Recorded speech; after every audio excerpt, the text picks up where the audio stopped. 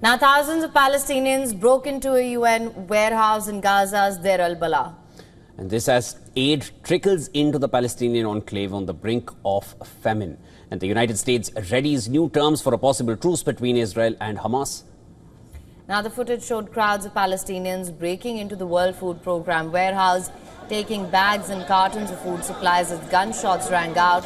The UN's World Food Programme said 2 people may have died in the incident. Israel, under growing international pressure, ended an 11-week-long aid blockade on Gaza 10 days ago. It has allowed a limited amount of relief to be delivered via 2 avenues, the United Nations or US-backed Gaza Humanitarian Foundation.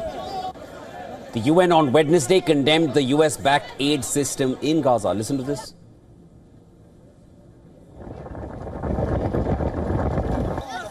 On May 18th, the United Nations was informed by the Israeli authorities of the approval for the resumption of limited aid entry into Gaza.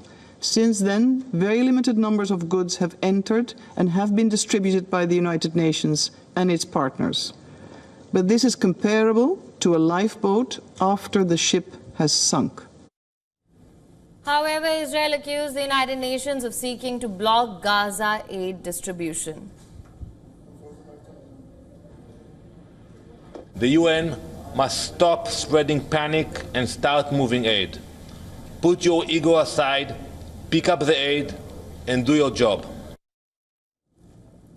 On the other hand, Palestinian ambassador to the United Nations, Riyad Mansour, delivered an emotional address to the UN Security Council, breaking down in tears as he described the suffering of Palestinian children amid the war in Gaza.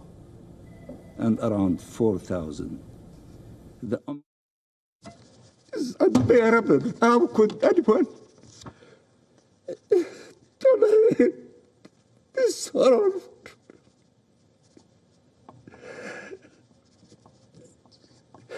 Excuse me, Mr. President. I have grandchildren. I know what they mean to their families. And to see this situation of the Palestinians without us having hearts to do something is beyond the ability of any normal human being to tolerate. In Washington, U.S. Envoy Steve Witkoff expressed optimism about a possible ceasefire, saying he expected to propose a plan soon. I think that we are on the precipice of sending out a new term sheet that hopefully will be delivered later on today. The President is going to review it. And I have some very good feelings about getting to a long-term resolution, temporary ceasefire, and a long-term resolution, a peaceful resolution of that conflict. However, Gazans remained pessimistic, saying 600 days have passed since the beginning of the war. Nothing has changed. We've lived 600 days of war, famine and displacement. Our homes have been bombed. We don't know where to go and there is no place to shelter in. Where do we go? The streets and schools are all full of tents and the houses are all destroyed. There is no place for people to take shelter in. There is no food, no water, not even clothes.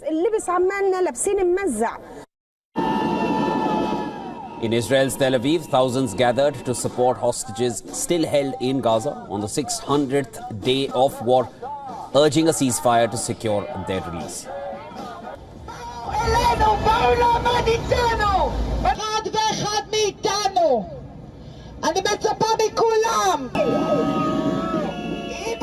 We need that push from you guys.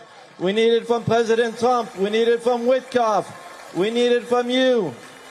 We need a deal that would lead the deal to release the last hostage, the last one of the 58 hostages that are now in captivity, and praying that we will not stand here again for the 700th day, but we will have the last hostage coming out. Out of 251 hostages seized during the Hamas attack, 57 remain in Gaza, including 34, which the Israeli military says are dead. Hamas also holds the body of a soldier taken captive in a 2014 war.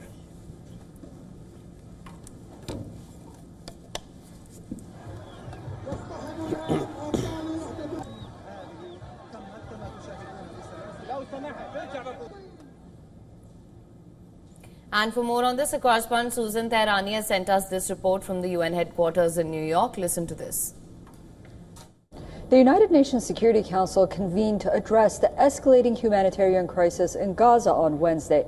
Acting UN Special Coordinator described the situation as a, quote, lifeboat after the ship has sunk, highlighting the dire conditions for Palestinians. America trauma surgeon Dr. Fayrouz Sidwa provided a harrowing account of Gaza's collapsing healthcare system, detailing surgeries performed without anesthesia and children dying from preventable causes due to a blockade of medical supplies. The United States, for its part, has announced a plan to propose a new ceasefire agreement between Israel and Hamas, aiming to at least temporarily have some kind of truce leading to substantive negotiations.